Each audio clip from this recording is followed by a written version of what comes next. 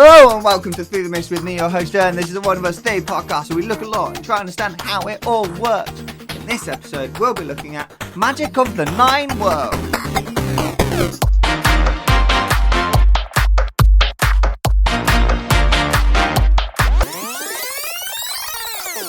Sixty-four Zoolaine. Yeah, that's right. Welcome back, Nick. Welcome back, Miss Busters, to the 64 Zoolaine episode. Whoop, whoop, that's right. It's episode 64. Let's get hyped for the Zoolaine episode, people. Yeah. If you don't know what I'm on about, don't worry about it. It's fine. This is purely for me. We have things to talk about at the start. Oh my god. Besides the fact that it's the Zoolaine episode, we have other things to talk about, which is very exciting. First of all, I put this in my notes as a joke at the time, but I'm doing it anyway. Shout out to my friend who got married between the last two episodes coming out. It was great seeing you again. You don't listen to these, but still, I'm doing it anyway. And also, I didn't just see someone get married. I saw other friends. I saw podcast friends. Yay! Hung out with podcast friends. Woo! It was a great time. It was lovely meeting you all again. Meeting you all, seeing you all, hanging out. Generally good, fun vibes. Also, shocking news. There was a comment on the Spotify's about this last episode. But Spotify, because Podcast Stage was dumb and I can't see it, otherwise I would have liked it. Eleanor, I would have liked this post, but the page, I can't because I can't see it on the page, but I can see it in Spotify. So we're good. What was I talking about last time? Should we find out? Oh yeah, Edelon's talking about I've forgotten her name already. Oh no. Celine? No, Semele, that's it. Eleanor wrote a message, yes, which is this. Comment, not a message. It was a comment, not a message. Eidolons in Greek literature can also be spirit doubles of a living person. Yes, they can. This is true. They're traditionally supposed to have the appearance of the person they represent rather than possessing people. Yes. Yeah, it's like, yeah, they are just more traditional ghosty things. I think there's a connection to memory and glory. Kleos. Oh, a little bit of Kleos. Thank you for the Percy Jackson series for teaching me that word. Preserve characters in these stories and in the Voidiverse. Yes! Maybe Seleme, I almost went Celine again. Semele isn't an Edelion because people now remember her most strange what happened to her as a mortal. And though she didn't die or fade as a goddess, her glory became her human life. And this is such a fun idea. This is so fun because, as we talked about multiple times in this podcast, there is a whole connection to the collective human consciousness and how that manipulates the magic and how it manipulates, especially within the Greek world, how it manipulates the gods is the obvious one, and how they're remembered and how they're thought about influences how they are as beings. So if this was not fiction and was real life, maybe we should worry that we are talking about Zeus being a bad human too much, and we should start collectively thinking of him as the good dad from Hercules, and he would become a better dad. Who knows? Maybe there was a period of time after Disney's Hercules came out that he was a good dad and a good leader. Just a period. And Hades got blue glowing hair. But yeah, so maybe the reason she's faded backwards and hasn't truly faded and become an Eidolon is because we don't think of Selene the god. We think of Selene the human who died. And it's her immortal being tried to wrestle with that collective human idea and make sense of it, which I really like. It's a great idea. I think it can work alongside what I talked about last time as well. So yeah, Eleanor, great comment. Loved it. Love the vibes. Just to set up this episode a bit before we get into it. This episode is a two-topic episode because I was looking through my notes I'm getting low on ideas. I've got 2 big ideas. Well, 2 big episodes. I'll probably be 2 episodes. I haven't had the motivation to research for them and come up with a good idea, like how to present them. But I'm starting to run out of ideas. But anyway, that doesn't matter. What matters is that this is a 2-topic episode because I was looking through my list and didn't think. So we will get into idea 1 after this ad break. It's not an ad break, it's just music. There's one with a hump, and one who can jump, and one who is, well, a little bit blind. 64, 64, Zulu. Like, you might be going, oh, why do you do the music? Why are there always these music interludes? And well, the answer is, when I started it, it made the best sense to do it that way. I've since realised it's because of BBC Radio 4 programming, but now I just keep doing it. 1, out of habit. 2, it does structure my thoughts and talking to you guys. When there's a guest on, you may notice this, that it's a bit different vibes with how the episode flows. Oh my gosh, I spelt that so badly. Anyway, thing 1 is the 9 world portals. Yes, we are talking about Magnus now. The rest of this episode is all Magnus Chase and Asgard. Hence the title being Magic of the 9 Worlds. We are talking about magic in the 9 worlds, which is Asgard. Not Asgard. Asgard is one of the 9 worlds, which is Norse. Norse is the 9 worlds. Yeah? Cool. Magnus Chase is the 9 worlds. Anyway, cast your minds back. We're into the past. Well, we did... That's my thing going back in time noise. But we did an episode to work out the centre of Midgard was Boston. Yeah, you remember that one? Well, you all remember that one, right? Yep, great. I'm very proud that I actually came up with an answer for that one in the end. It was a long shot, but I think it might have worked. Well, in that episode, I talked about the travel between realms and how little information we know actually how this travel happened. But so we know it. We know that travel between the worlds was possible, but really unclear on how it was possible because we're not quite clear of how they thought about the 9 worlds. As per last time, we're excluding the Bifrost from any of this discussion, as it's only a road between Asgard and Midgard. It is a direct road. It's basically they built a motorway, freeway, high-speed rail link between Midgard and Asgard to speed the process of the travel. But what the other realms are exactly is a bit weird. It can be implied that travel happened in the stories, but then you have the usual Norse stuff and these places. Were these places real or separate entities, or were they just actually really far lands?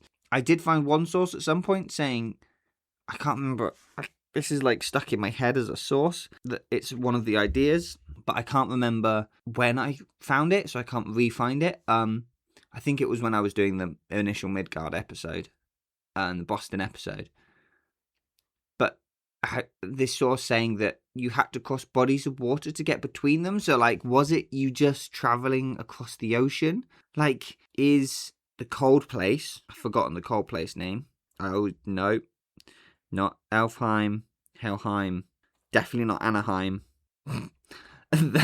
Rick, that would have been a good joke. Now, come on, Rick. Anyway, yeah, so now in my head, the realms are just probably real places that reach the Norse, just stories of the warmth of Africa or the hot climates down that way coming to the north, and then the cold climates of Greenland and Iceland coming over, and it's just the stories that they heard and they got twisted and stuff. But it's not really useful for this, as there are definitely portals in Magnus Chase. In the Magnus Chase books. So the question is, how do they work? And even if they may have or not existed, it doesn't matter if they existed in myth. It's just, how do they work in the books? How do they travel between the worlds in the books? And who cares what actually happened in the myths? Because at the end of the day, we use myths as the backbone to understand the Voidenverse. Because that's what the Voidenverse is built on, is myths. However, it is in itself is its own set of stories. So how do the portals work? Some are friendly, some are scary, but one thing is sure, not one is ordinary. 64, 64, 64. Okay, the portals. It all links back to the world tree. most of the time we see them enter and exit different worlds. It is from Valhalla and via the world tree itself. Now, I'm going to come on to a point in about 3 minutes that contradicts what I just said. But these are my thought processes, and then I retell them to you. So I know something's about to happen. So I was like, well, that's not how the ducks work, is it? The duck statue in Boston, that is not how the ducks work. To quote Blitzen, the 9 worlds, 9 ducks, the symbolism screams portal, you know? But what we do find out about here is how these portals actually work and how traveling from the same spot. So one of the big things we find out is that traveling from if you try to travel between the worlds frequently, you personally, it gets harder and harder for you to personally to open a portal. They have a cooldown period.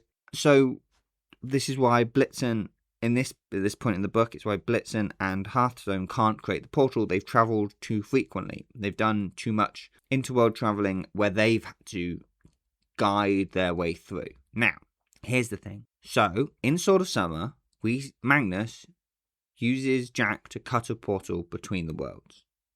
Now, in my head, this is giving very similar sides to his Dark Materials and the Subtle Knife, like how it shows the portal. But unlike this, these portals seem to be more limited in location. And where that location is? Well, it's where the world tree is close to the surface, I guess. Because these aren't direct portals. These are what they do in Valhalla. This is a portal to the world tree. And then the world tree takes them to the new world. Which is, of course it is. And why didn't I pick up on that? Why does that not lodge in my memory as how these work when I was reading these books? In my head, I completely forgot this fact. I knew they cut a portal at the Ducks, and they ended up in Elfheim. How they got between... I forgot that they went on the world tree and got lost, and that's why they ended up in Elfheim. I just forgot that fact. In my head, they cut the portal, they were falling out the sky. That's how that worked. But no. They cut the portal directly onto the world tree. So it is how it works in Valhalla. It's the same principle, except in Valhalla itself just constantly has access to the world tree. In Midgard itself, to get a specific destination, either you've got to find where that destination is close to Midgard through the world tree, or you find where the world tree is close. Hence why the 9 ducks is so good, is because it is the centre of Midgard. It is where the tree is its strongest. So it's a really good place to travel from. So it isn't actually a direct portal, and what happens is the portal creator thinks of where they want to go. And I guess a bit like how a bird can sense the magnetic fields, they sense the route to get there. And then they open the portal and run through said portal. And then they're on the world tree and they follow the world tree, the buzz in their head, the magnetic field in their head, along the world tree branches to their exit point. And they've got to stay focused on this. And when I was realizing all this, I was like, oh my gosh, these portals are so much cooler than I thought they were. So how these works is it's a magic vibe sense that leads you to both create the portal and find the exit. Because if you lose that sense, that feeling of direction, you could be lost forever on the world tree. You could fall into the wrong world and never come back. Which is what they do. In this particular part of Sword of Summer, they're trying to get somewhere. They don't go that place because they get attacked.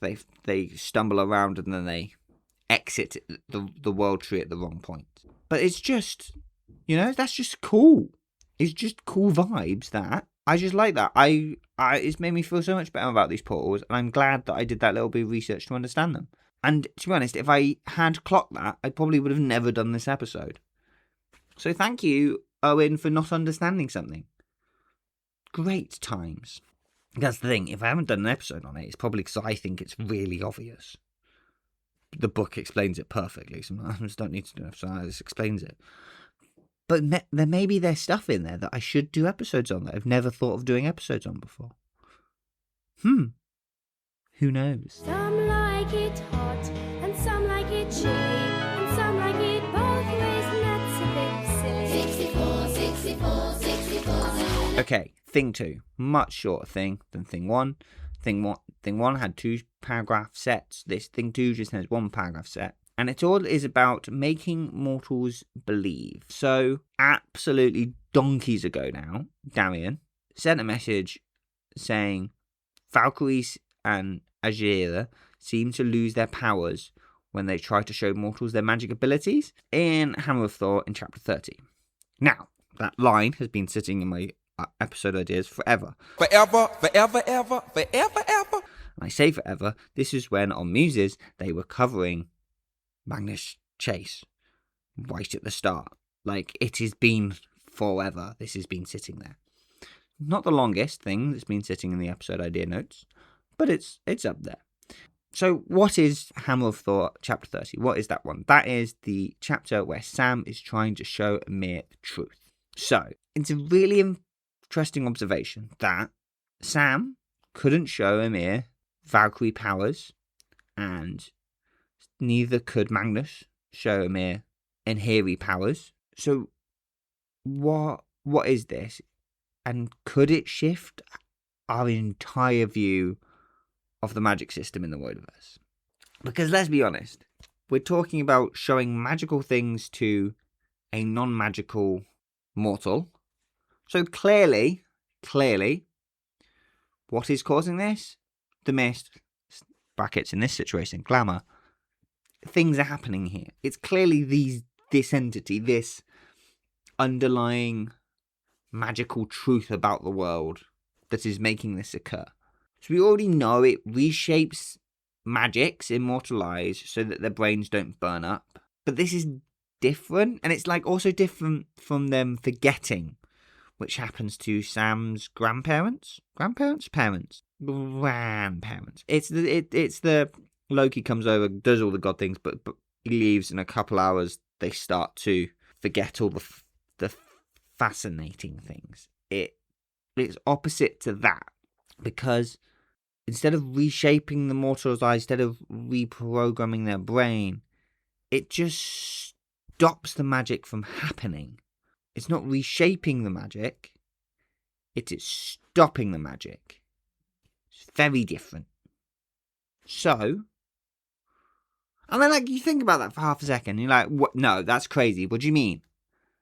What do you mean? As soon as a mortal tries to perceive the magic stops working to protect them.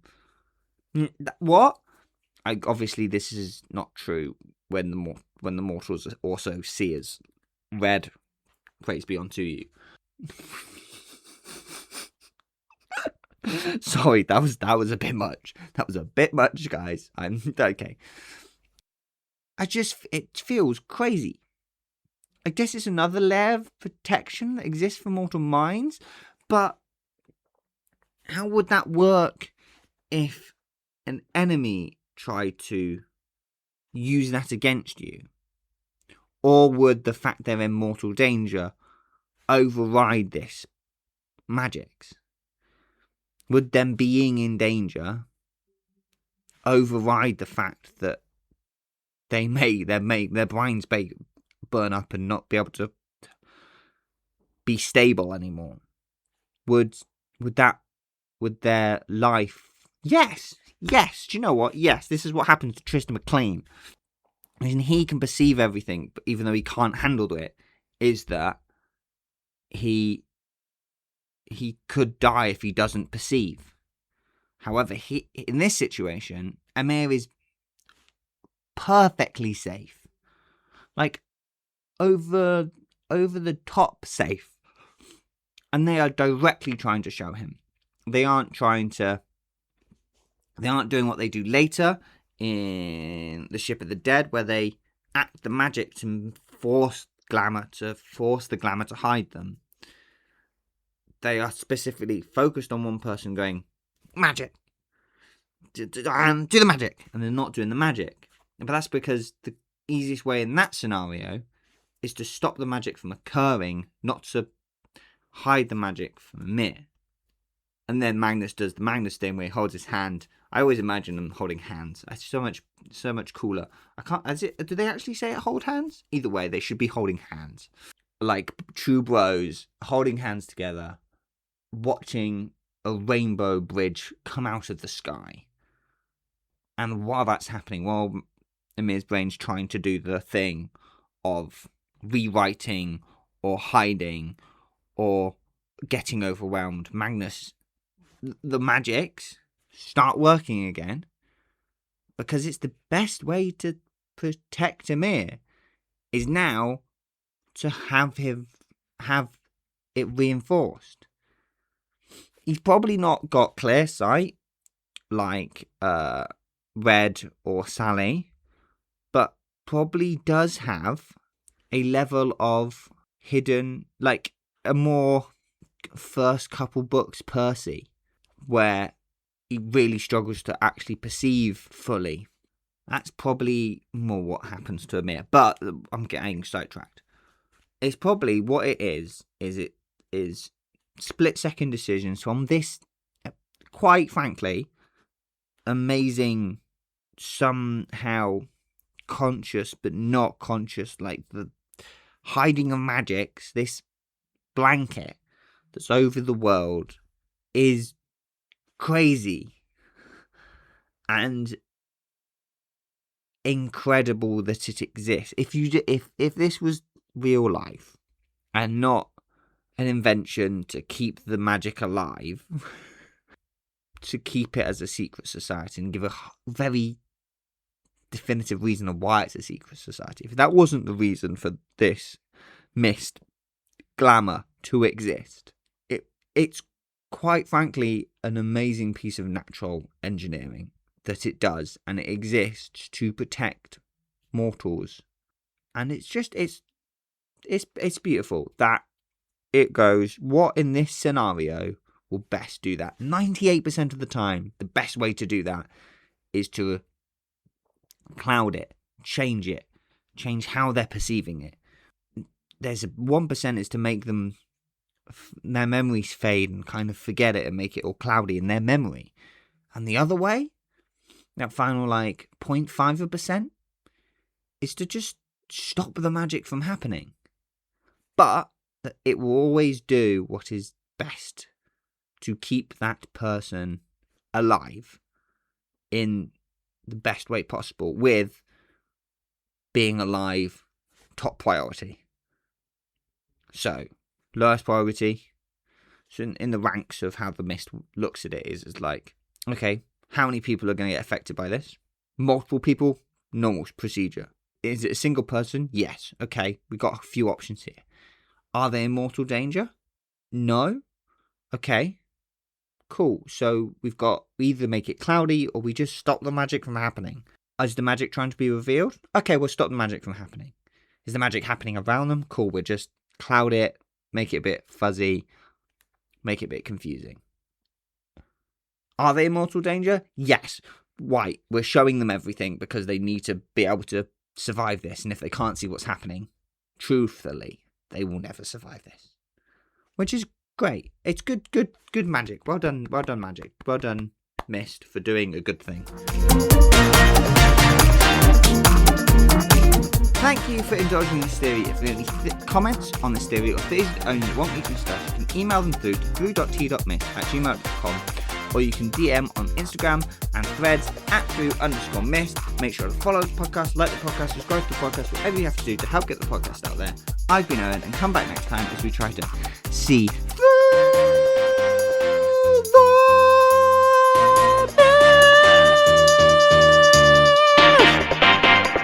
mist. Yeah!